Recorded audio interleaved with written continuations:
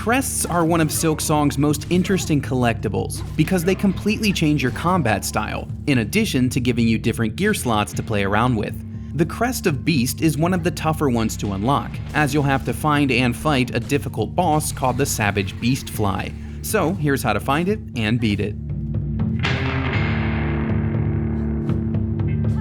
The Savage Beastfly is found inside the Chapel of the Beast, on the eastern edge of Hunter's March. However, you can't reach it without one particular power-up, the Drifter's Cloak. For that, you'll need to head east through deep docks until you find the Far Fields. The map here shows you where the zones connect. From Far Fields, you'll need to proceed southeast, a path which will eventually drop you into an inescapable room with wind currents and a dirigible. Inside the dirigible is the Seamstress, who will make you a Drifter's Cloak in exchange for 25 spine cores. In the next series of rooms to the east, you'll find floating spike enemies called Hokers. Hit them once and they'll shoot off their spikes in multiple directions. Simply attack the spikes when they land and they'll leave behind the spine cores you need. Take 25 back to the Seamstress and the Drifter's Cloak is yours. Now you can float your way to the exit on the wind currents.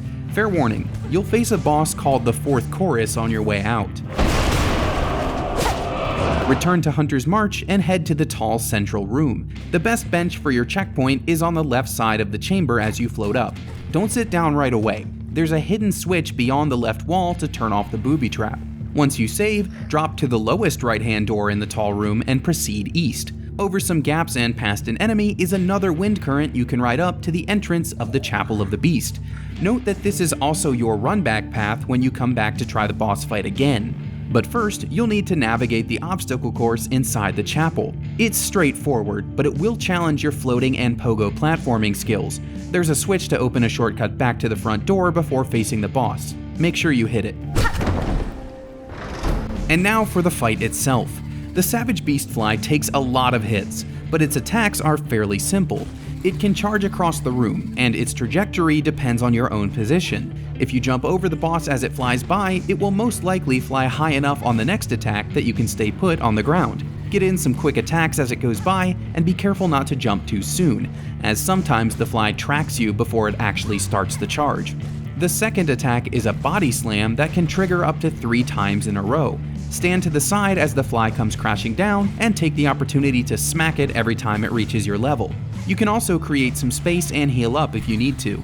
Those attacks aren't bad on their own, but the real challenge comes when the Beastfly starts summoning additional enemies. These can quickly fill the screen and corner you, so you need to prioritize taking them out ASAP before the room gets too crowded.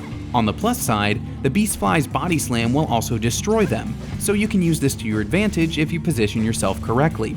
Stay moving, get in all the hits you can, and keep the room clear to finally bring down this savage boss. Your reward for this hard fight is the Crest of Beast, which you can equip or swap while resting at a bench. Like all crests, it has a unique arrangement of attachment slots, but the main gimmick is turning your attacks into claw swipes. These have a decent range, although they greatly change the angle of your pogo attack. Additionally, your bind doesn't immediately heal you. Instead, you'll briefly enter a rage mode, and for each hit you land, you'll replenish a portion of your health. The Crest of Beast rewards those who want to fight aggressively. No matter what your playstyle is, we've got a Silksong guide for you. If you need more help exploring the areas or beating the bosses mentioned here, keep it locked at IGN.